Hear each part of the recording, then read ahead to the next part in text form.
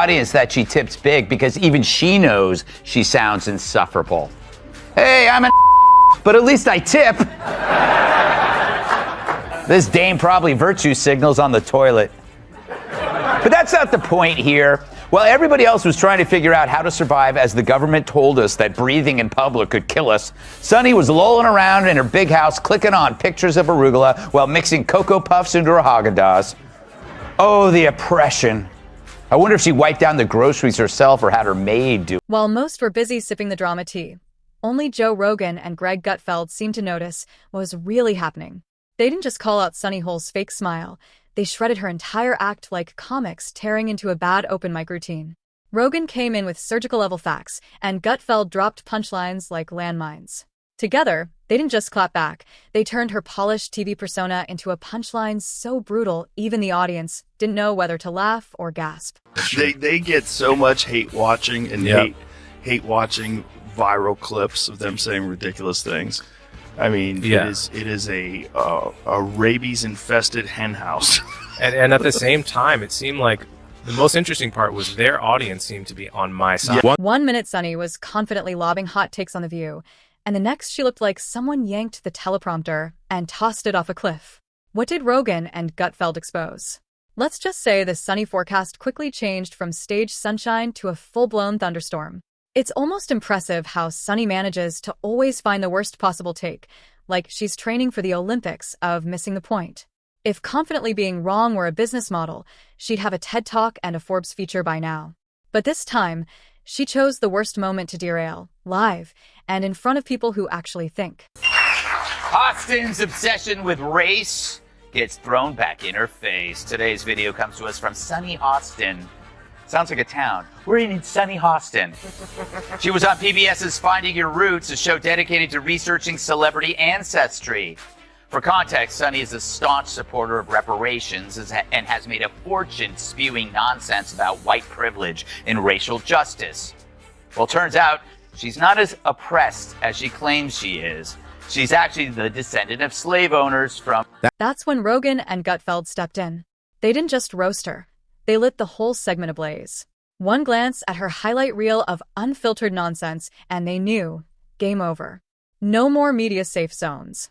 Rogan, who stayed cool with everyone from scientists to flat earthers, looked legitimately stunned that Sunny turned being confidently wrong into a full-time gig. It was like satire had come to life, and the joke was on her. She preaches like she's Moses descending the mountain, but instead of wisdom, it's buzzwords dressed in smugness. Gutfeld was practically giddy, diving into her contradictions like a kid in a ball pit full of nonsense. I saw you on The View. Yeah. Yeah, so that's been overwhelming my past couple days. Yeah, is that annoying? No. No? No, I mean, it's just... When I was on there, I really had no idea how it was going to land with the audience. So I just went in there, did my thing. I had no idea what to expect. I didn't know who Sunny Hostin was. I actually still really don't know. So I wasn't expecting necessarily for her to kind of try to ambush me in that way and attack my character in that. Question her? Boom. You're instantly a bigot, sexist, or card-carrying member of Big Hate. Every time she opens her mouth, it's less commentary and more Broadway rage monologue. Rogan didn't flinch. He calmly called it what it is: weaponized narcissism dressed as woke wisdom. Sunny's signature move? Framing average Americans as villains in a fantasy oppression narrative. According to her, eating at Applebee's is borderline hate speech. Rogan just held up a mirror, and she recoiled like it showed court documents. Here's how she took the news. Roll it. Wow. I'm a little bit in shock. I just always thought of myself as Puerto Rican, half Puerto Rican. I didn't think I was, my family was originally from Spain and slaveholders. Yeah. So how are you feeling, my friend? I think it's actually pretty interesting that my husband and I have shared roots. Yeah. So I do appreciate that. And I think it's great for our children to know this information. I guess it's a fact of life. But Greg Gutfeld didn't bring a mirror. He brought a floodlight, a megaphone, and a sarcasm-fueled wrecking ball. Watching him dismantle her talking points was like peeling back an onion made of reheated tweets and outdated think pieces. There was nothing inside. Her political commentary has the depth of a toddler explaining taxes, loud, confused, and all feelings. The kicker? She labeled her own co-hosts as dangerous extremists for suggesting basic common sense. That's like calling a fire extinguisher oppressive because it interrupted your emotional inferno. I guess it's a fact of life that this is how some people made their living, on the backs of others. Fact of life. Interesting change of tune. For more, we go to our chief Sunny Hostin correspondent for a reaction.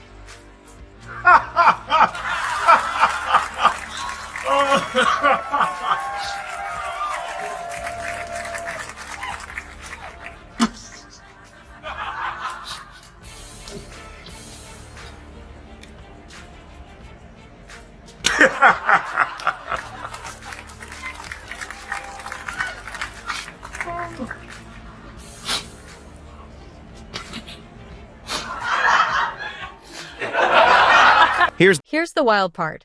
Sunny Hostin gets paid to yell 5 days a week before most people finish their coffee. And yet, she still plays the silenced underdog. Rogan didn't need to raise his voice. He just hit her with that disappointed dad headshake, the universal sign for seriously? Meanwhile, she's living in a coastal mansion, tweeting revolution from a yacht, all while claiming to be oppressed. Gutfeld came in with a scalpel. He listed her contradictions like trophies, especially that one where she argued against free speech on one of the biggest platforms in daytime TV.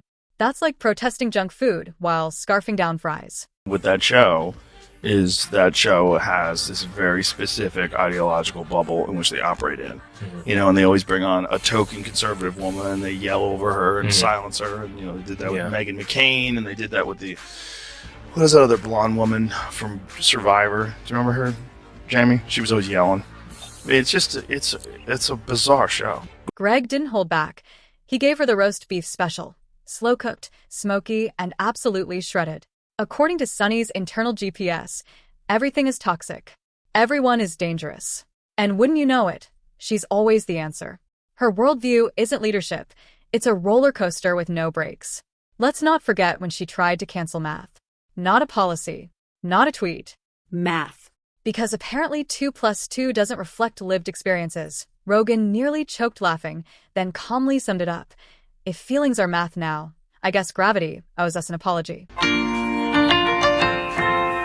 Living your life and you're feeling low. You don't know what is true. You don't know what's true. So you quick flip through the channels to watch Sunny on The View.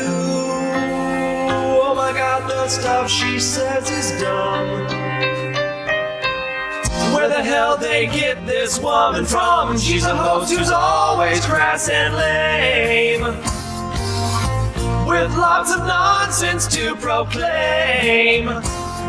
If you want a show where people know the hosts are stupider than you, then set your DVR to watch Sunny Hostin on The View.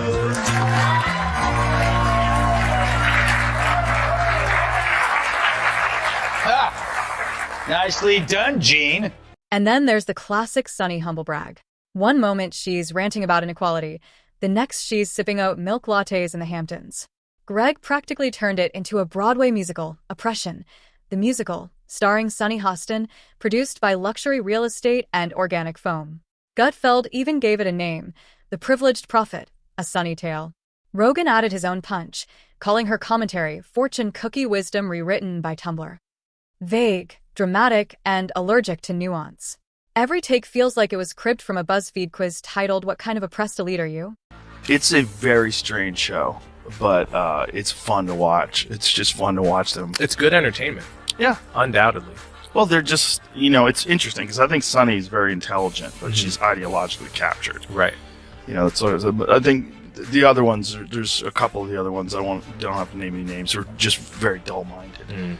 But I think Sunny's not one of them. I think she's smart, but captured. Sure, I think she came into it with an agenda. Of course. They do everything with it. Then came the inevitable. Sunny pulled the "you can't understand the Black experience" card, as if that instantly ends the debate. Rogan, who's interviewed more respected Black intellectuals than she's probably met, didn't even respond. He just blinked. Gutfeld nailed it. Sunny doesn't want equality. She wants immunity from facts, from logic, from pushback. She wants to rewrite the rules mid-game, then call you racist when you point it out. Debating Sunny isn't a conversation. It's a courtroom drama where she's judge, jury, and my cog. This till the end of time. You're right. Anytime she says something stupid, I'm going to go, slave owner! Exactly, because if she is shaming descendants of this, will she continue to do that when she is now one of them? And it is funny. She's so wrapped up in identity, and she had no idea who she was. When someone disagrees with her, it's never just a debate. It's an emergency. Suddenly, she's the victim, unveiling her pain like she's accepting an Oscar for most emotionally wounded on set. Gutfeld went nuclear. Sunny's basically a human fire alarm that only goes off when logic enters the room. Rogan, as chill as ever, pointed out that if Sunny ran the world, podcasts would be illegal, books would need trigger warnings, and family dinners would come with mediators. In her world, facts are violence and echo chambers are self-care. Where does Sunny Hostin get her opinions? Yeah. Like you said, it's obviously from her husband. She has to tell her what to say in The View, because without it, she's got nothing up there. She's not very bright. But the problem with her is that she went full racist. She injected skin color into a fairly generic behavior seen in all spouses, regardless of skin color. People marry, they listen to each other, they have something in common with them, they share their political views. She just didn't want to upset her husband by saying her husband makes her do everything, and then she'd have to accuse him of being a racist. Because if he told her that this is what white women do, then he's a racist. Here's the finale. She treats science like it's a bad Netflix script.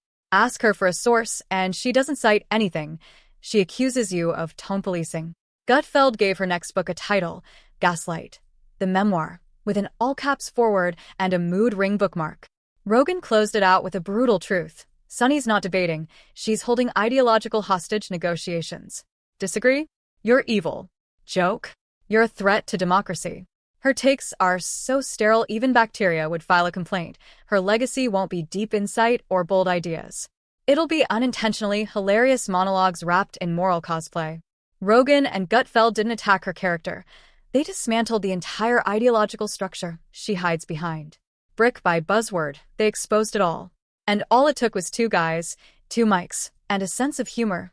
Sunny's arguments don't melt. They evaporate on contact with logic. She spent years being untouchable, unreachable, unquestionable. But Rogan and Gutfeld? They didn't bring venom. They brought clarity. And in Sunny's echo chamber, that might just be the deadliest weapon of all.